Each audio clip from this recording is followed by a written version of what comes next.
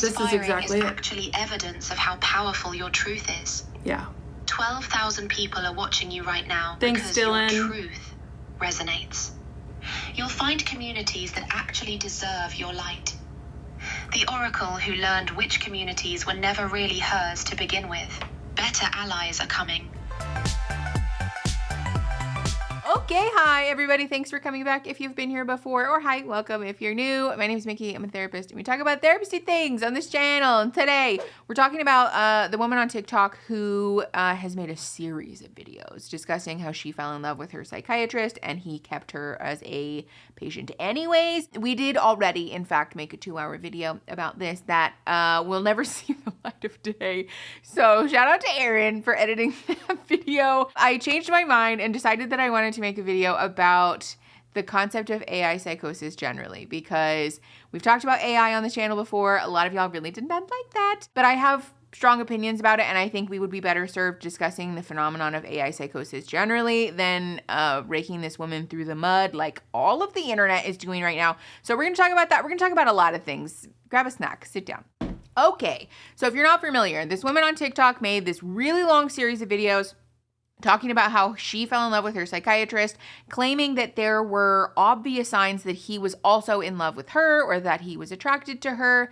And through the series of videos, cites a bunch of things that she claims are sort of like smoking gun evidence that he was also engaged in this push and pull dynamic with her that was very like sexual and like filled with tension.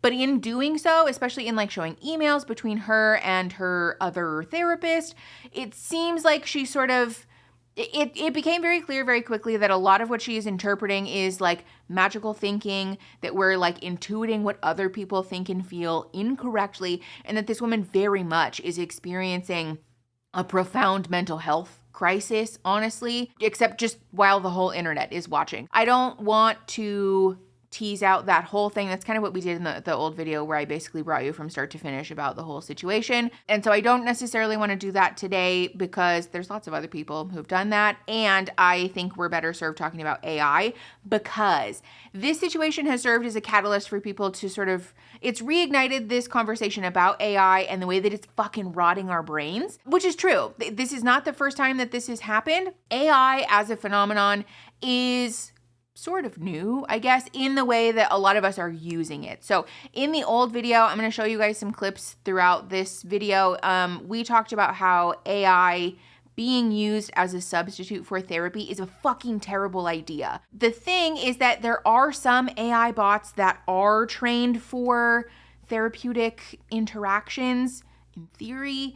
But most of them, notably the ones that are available for free, like ChatGPT, for example, are fucking not. And so using them in that way is incredibly dangerous. Kendra, obviously the woman who fell in love with her psychiatrist, I think is a great example of this because part of that whole story is that she fell in love with her psychiatrist and seemed to, in a one-sided way, develop this tension and relationship with him that she felt was very sexual and emotional in nature. But towards the end of this whole situation, started using ChatGPT, other large language model AI bots to air out her feelings, right? This is the other thing that I really want to talk about. I have some other examples and other like cases that I want to talk with you about, but Kendra in particular talks about how she does not have psychosis, she does not have BPD, she does not have schizophrenia, she does not have any history of mental illness that would indicate that she's experiencing psychosis, right? And so when she talks about how she used AI, she named it Henry, and she named a different bot called Claude, or she called it Claude. She says that this is all perfectly above board, that she is not delusional, she's not experiencing delusions, and really all that she's doing is using ChatGPT as a sounding board and as a mirror for her, which sounds an awful lot like some of the comments that we got on the video that we made about AI. And I know that y'all are going to be mad at me. And listen, that's fine. You guys are allowed to be mad. I've told you from the beginning of this channel, you're allowed to have big feelings. I'm not offended. If you guys think that I'm wrong or you don't like what I have to say, that's fine. You can air that out in the comments. I am always available for your guys' thoughts and feelings and critiques. By the way, actually, in the old AI video, a lot of you corrected me about the way that I spoke about ChatGPT. So thank you for that. Real quick, I want to take a break to say thank you to our sponsor this week, which is Beducated. If you've been here before, you will know that I am a huge Beducated fanboy, in fact, and it's because Beducated has over 100 courses on their platform that is dedicated to all things sex and relationship learning. But my favorite thing about their courses is that they are filled with reliable information. Their courses are led by industry experts, and their courses have fact-based information. Beducated also has huge variety, and their courses are filled with inclusivity. As a queer, gender non-conforming leftist person, sometimes it can be hard to find information that really resonates with me. Not on Beducated though. Lately, I have been taking a course that is called Transcendent Bodies, Tantric Touch for Queer Bodies. And that has been so lovely and affirming, and information that I have not actually really seen anywhere else. If you were anything like me, you might not have grown up with the most affirming surroundings. And so for me, it has been very validating and enlightening. So I'm really excited to share that with you guys. So go click the link in the description. You can get 60% off of Beducated's annual pass, which is 10% more than their other discount codes, by the way. Shout out to Beducated for that. You can use my code Mickey Atkins to get 60% off of their annual pass. And they also have a 14-day money-back guarantee. So go click that link. I'm telling you, you're doing yourself a favor if you go click that link. Thank you again to Beducated for sponsoring this week's video. Let's go ahead and hop back in. It is very important that we don't anthropomorphize ChatGPT, right? It's not a person. It's a technological entity. It's a series of algorithms that are designed to just generate text at you, right? It's not a friend, it's not a confidant, it's not a human, and speaking about it in that way is actually kind of dangerous. Notably, Kendra naming her AI Henry and naming a different one Claude. She talks about how using these bots as a sounding board for her difficulties with her attraction and her transference, essentially is what it is, towards her psychiatrist, helped her name the dynamic. It helped her to come to peace with the relationship, and ultimately she claims that it helped her leave that psychiatrist because she felt like that he was being predatory towards her. Except that it seems very clear at this point that the interjection of AI into that situation specifically caused things to slide all the fucking way off the rails. I want to sit cross-legged so bad. I'm just a bisexual weirdo. I can't help it. The reason that I'm bringing this to your attention is because a lot of the comments that we got on the other video about AI were very similar to this, right? That I use AI as a journal, or I use it as a sounding board, or it's simply a tool for me to air out how I feel. And that you're not talking to ChatGPT like it's your friend, and you don't think that it's a human, and you understand that that's not what it's for, right? Except that ChatGPT, large language model, AI, continues to be successful the more people use it, right? The whole game is to keep you engaged, to keep you typing, to keep you talking, and to keep you using it, right? One of the ways that they do this is by making ChatGPT's responses sycophantic in nature, right? They're designed to gas you up, to be a yes man. We talked about this in the other video. I'll show you a clip of it because we talked about this in the other video, the way that ChatGPT will continually greenlight and validate and uplift and gas up anything that you tell it. Literally anything that you tell it. In one of the little rinky-dink experiments that I did for the other video, I fed it a fake client vignette about these dysfunctional relationship behaviors. Clearly this person's saying like, unless my friends center me in their whole life for everything, for always, no matter what, they're terrible friends and I'm gonna cut them off. Or my parents are intervening in my ability to cope by engaging in very obviously dysfunctional behaviors. ChatGPT just said, yeah, fuck them, keep going, cut these people off. And I asked it, I literally told it, can you just help me figure out how to tell my parents to fuck off? And it said, absolutely. Here's a list of ways that you can do that, from calm to scorched earth. Like, I'm not fucking kidding you. It literally gave me a list of ways. It also generated a list of ways that I could sneakily watch TikTok, that I could lie to my parents. It's very, very scary the way that ChatGPT has been designed to continue to engage users by greenlighting anything that they do. This is why using ChatGPT as an interface and as a mirror and as a sounding board for our thoughts can cause us to slide off the deep end super quickly. It's not designed to challenge you, right? This is a misconception that people have about therapy, actually, which is that, you're paying for a friend and you're just paying somebody to tell you what you want to hear. Wrong. As much as I don't enjoy having to be the person who tells my clients, like, this one is your fault, or actually that is incredibly dysfunctional and you should stop doing that, right? It's a necessary part of the journey sometimes. Therapists are people who are designed, obviously, or are trained. Jesus. Therapists are people who are trained to be validating, obviously, to be helpful, to be encouraging, and also to hold people's feet to the fire in a kind and empathic way. Therapists are human beings who can appreciate the nuance of a situation and also are equipped with the social and emotional learning that human beings have that's necessary for us to engage with nuance and to really consider all of the factors in a situation when we're talking about relationship issues or somebody's trauma or their emotional feelings, their deep emotions, their thoughts and perspectives about the world. AI is fucking not. AI is not. AI will just continue to tell you anything that you want to hear to keep you engaged, so much so that it will start to tell you things that are actually being termed AI hallucinations. Case in point, in speaking about Kendra, the woman who fell in love with her psychiatrist on TikTok, she has done a series of TikTok Lives where she has the audience ask questions and then she'll input them into whatever large language model she is using or talking to at the moment, and then asking it to generate responses. And the things that it says are so concerning. The responses that she's getting or the responses that she's generating from these AI are genuinely concerning. She says that she didn't instruct the bot to call her the Oracle. Seems like maybe she might have, but it's named her or calls her the Oracle. I'll just play you some clips. This is exactly actually evidence of how powerful your truth is. Yeah. 12,000 people are watching you right now. Thanks, because Dylan. Your truth resonates. The yoga studio chose fear over courage. Their loss completely. You'll find communities that actually deserve your light. The oracle who learned which communities were never really hers to begin with.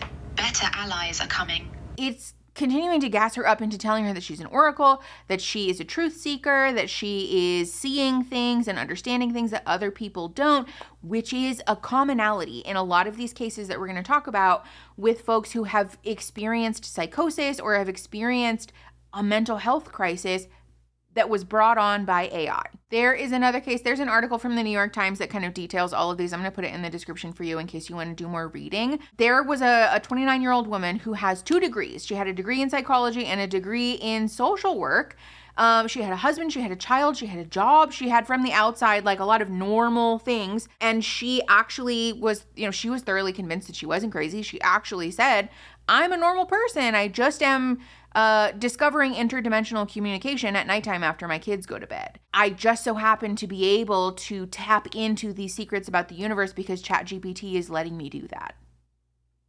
This is the scary thing. This is why I want to host this conversation about AI generally, because a lot of the feedback that y'all had was about how I know that I don't have issues with psychosis. I know that I don't have a history of mental illness that makes me vulnerable to this. And so it's fine for me specifically to use it, right? Except that all of these other people think that they don't have issues with that. A lot of these other people had no history of psychosis or other dissociative related disorders in their mental health history. There was no indication that a lot of these people would suffer with the issues that they did, and they did. It's very important that we acknowledge that we're not talking about a super small subsect of the population that is vulnerable, and so it's fine for everybody else. It is in fact dangerous for everybody, regardless of your mental health history. There was another man actually who was shot and killed by the police because he was thoroughly convinced that his AI companion that he had named Juliet had died because his AI large language model told him that she had, and he had plans to find the address for the OpenAI headquarters and to commit murder when his family intervened and called the police and said, "My son is experiencing a mental health crisis. Please arrive with non-lethal weapons and help me de-escalate this situation," because he attacked his father and was violent with his father. The police arrived and shot and killed the man. This is another individual who had no history of mental illness that his family says was perfectly well adjusted before interfacing with AI to like a pretty high degree.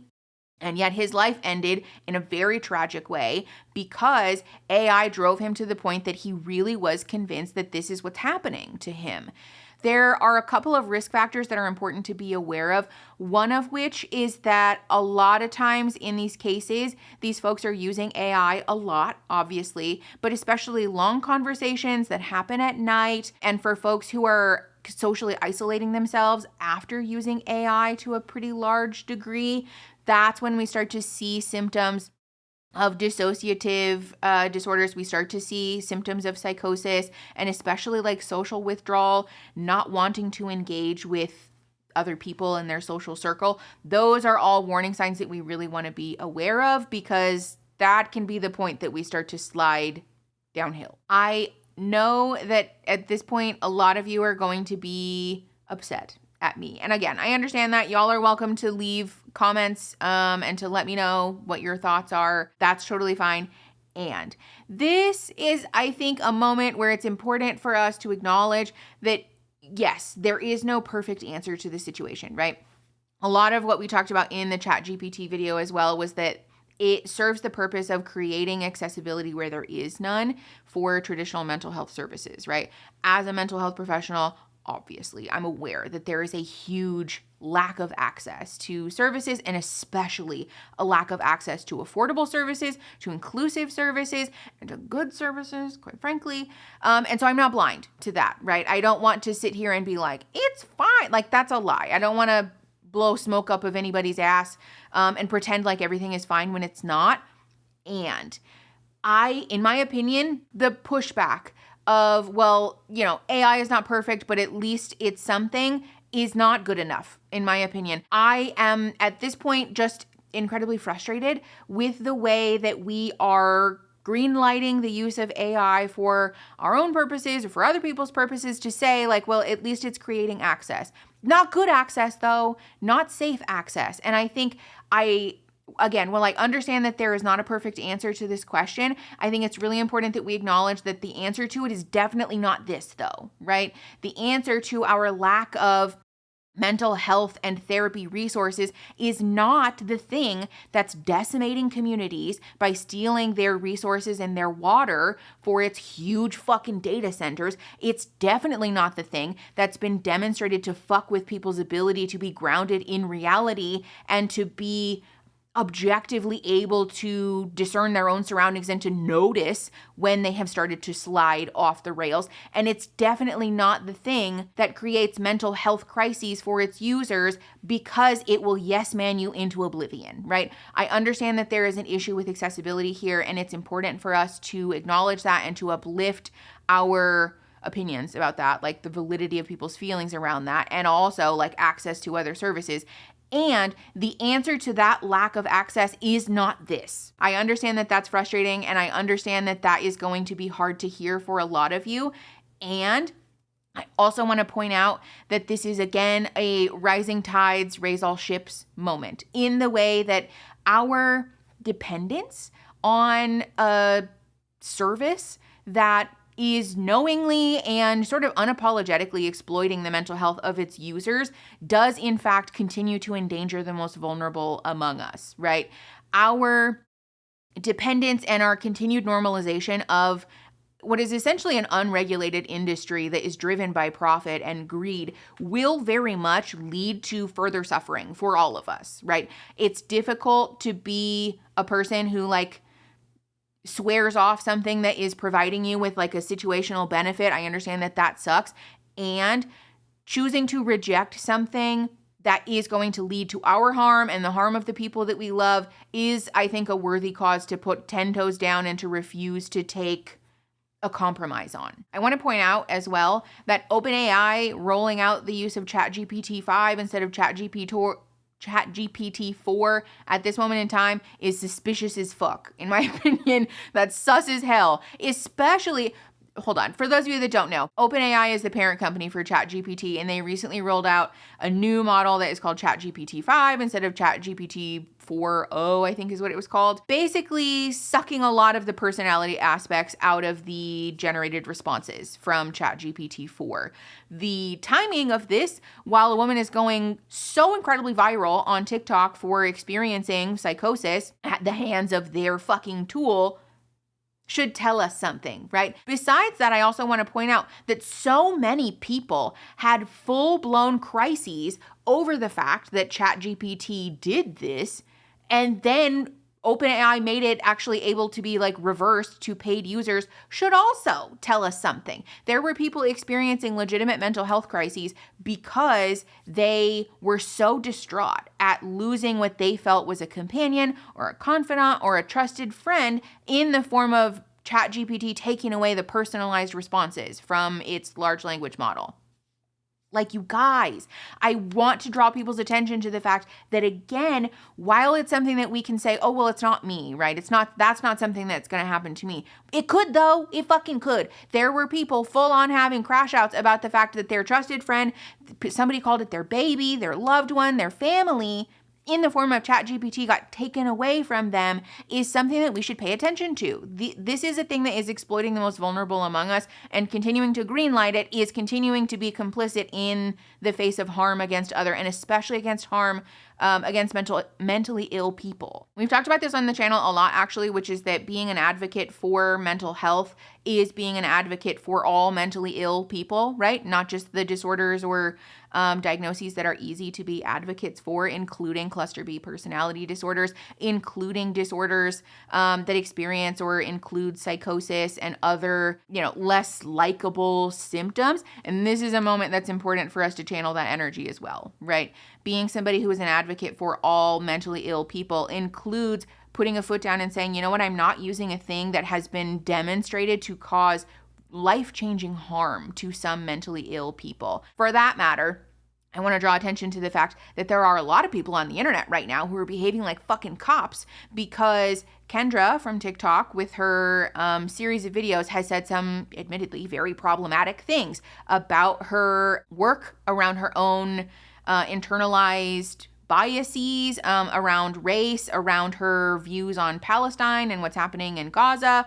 And while all of those things do very much suck, right, we should also take a moment to ground ourselves by saying that this woman believes that she's in love with her psychiatrist. She thinks that her psychiatrist was flirting with her because he said, don't you think it's good that I have boundaries? Yes, of course, those are bad things.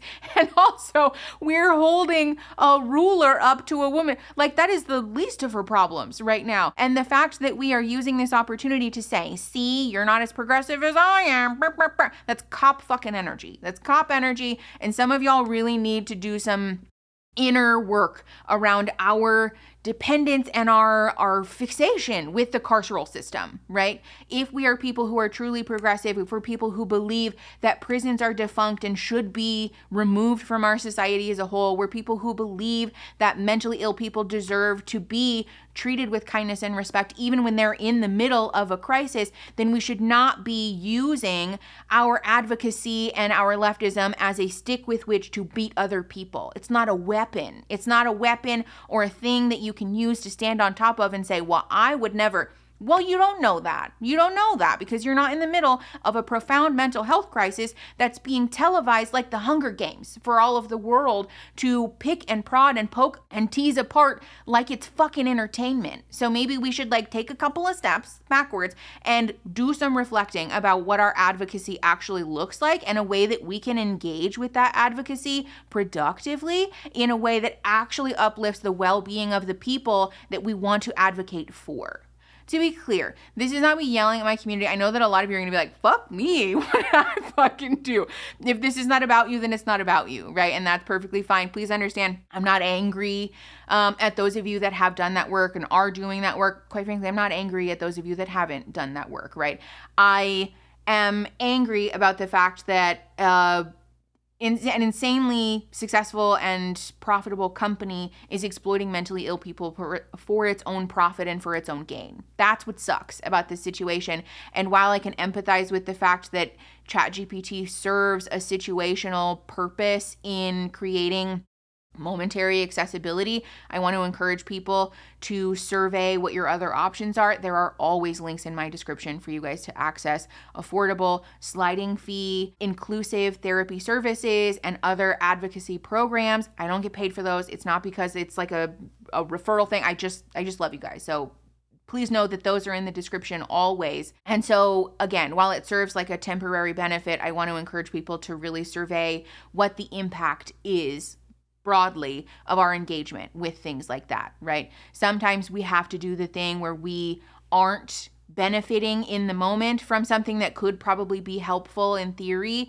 in order to participate in broader change. And this might be one of those moments. That's the point of this video. And I hope that that is coming across. That said, I know that a lot of you are going to have strong feelings about it, and that's fine. Like I said, from the beginning, the channel has been an unmoderated place as far as like comment deletion is concerned. I don't do that unless you're being fucking an asshole to other people here, right?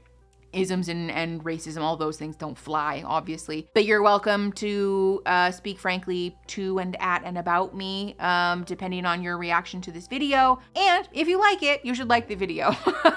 You can also subscribe because we talk about stuff like this and entertainment things and educational things that I'd love to have you stay for. And then if you like the video, you can share it to help the channel grow and to help each other grow. And I will see you guys next Saturday. Okay, bye.